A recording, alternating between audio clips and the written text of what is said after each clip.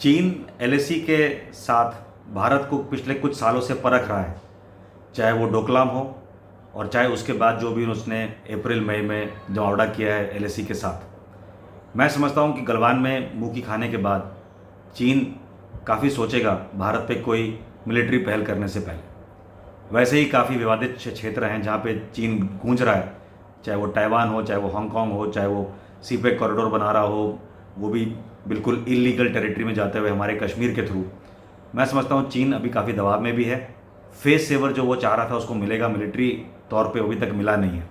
तो अगर चीन ये सोच रहा है कि छुटपुट कार्रवाई करके भारत को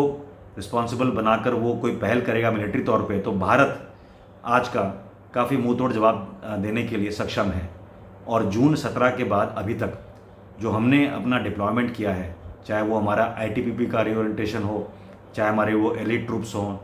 चाहे वो हमारे स्पेशल फोर्सेज हों, चाहे वो हमारे मैकेनाइज फोर्सेज हों जो कि पहली बार इतनी तादाद में गए हैं आगे, और चाहे वो वायुसेना के दस्ते हों जिसके अंदर की चिनूक भी है, अटैक हेप्टर्स भी हैं, और साथ में C-130 हैवी ड्यूटी कैरियर्स जो लगे हैं हमारे मोबिलाइजेशन को अंजाम देने में। मैं समझता हूँ पिछले 3-4 महीने में हमारा मोबिलाइजेशन एफर्ट जो है और जो बॉर्डर रोड्स द्वारा निर्माणित जो ये रोड्स बने हैं फॉरवर्ड एरियाज़ में, ये सब हमें सक्षम करते हैं कि अगले 1.5-2 महीने में हम विंटर डिप्लॉयमेंट के लिए कुछ हाइट्स को चुनकर हम तैनात हो सकते हैं। और चीन अगर चाहे तो हमारी मिलिट्री क्षमता को वो चेक कर सकता है। जहाँ तक अभी जो पकांगसो में हुआ, हमने देखा कि चीन प्रोबिंग एक्शन के द्वारा हमारी तरफ आ रहा था और हमारी सेना ने उसको काफ़ी मुंह तोड़ जवाब दिया, उस फीचर पे पहले कब्जा करके जो कि भारत की तरफ है एलएसी के।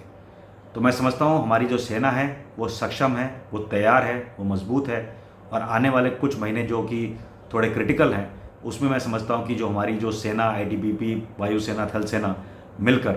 काफ़ी अच्छी तरह से ओरिएंट करके एलएसी पे डिप्लॉय होंगे। और जितने भी चीनी दस्ते हैं, चाहे उनके मोबिलाइज दस्ते हों जो सोच रहे हों कि वो विंटर्स आने से पहले कोई हाइट को आके ऑक्यूपाई करेंगे, ऐसा अंजाम हम उनको होने नहीं देंगे।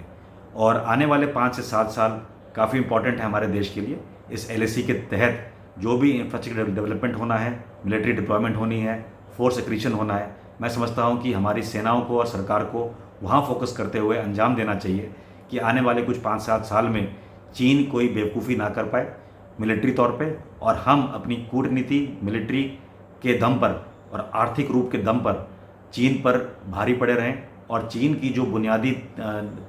नीति थी कि वो अपने मिलिट्री को अंजाम देगा आगे सक्षम होने में, उस पर थोड़ी कमी है। जय हिंद।